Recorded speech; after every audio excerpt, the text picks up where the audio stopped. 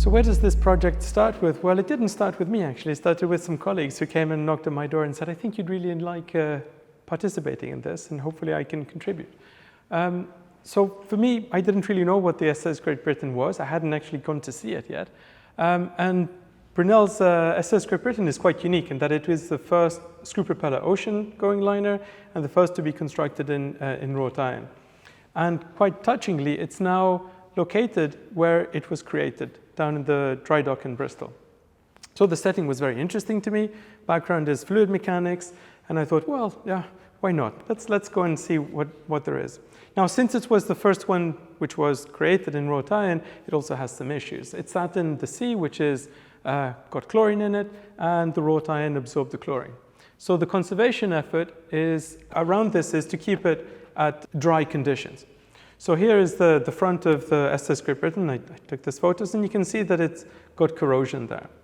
And the solution to this, the conservation effort, is to put some dry air around the ship as a sort of air curtain to protect it in its environment. And sort of going back to the visual aspects of the museum that we heard before, this is a living space and where people go and trying to interact with the ship. So they didn't want to put it in a sealed environment, but they have this air curtain where you can actually touch and interact with the object there.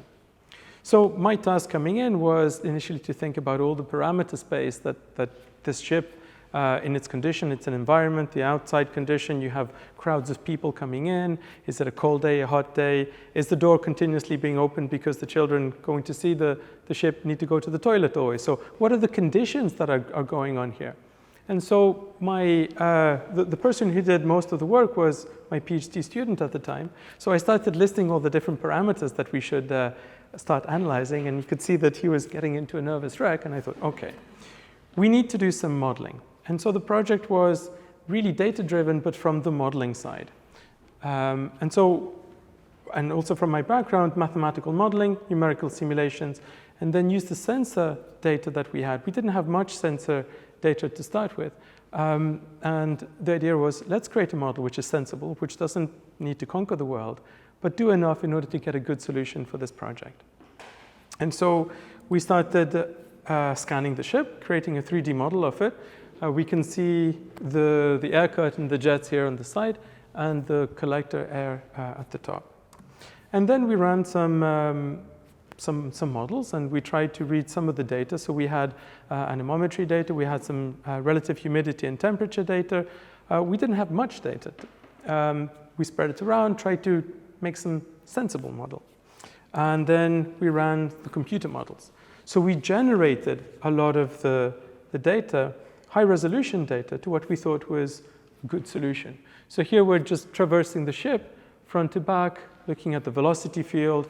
Where you see the spikes in red is the high velocity coming out from the jets.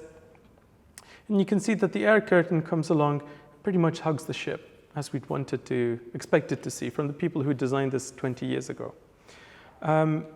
And as we traverse the ship, we see that most of it has low velocity. There's only regions close to the ship with the high velocity there. So that's where the protective air curtain is. And we can see it in this visualization here. So this is where the air curtain actually hugs the ship.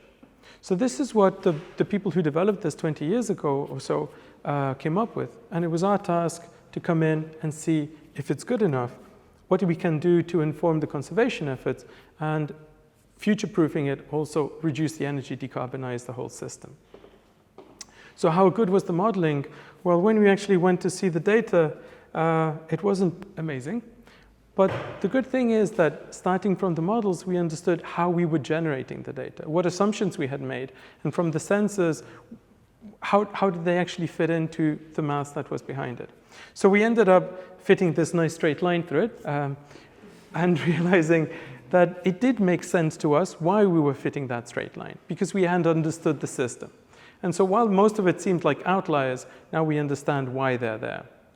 And so as a conclusion, we did feed back into the conservation effort.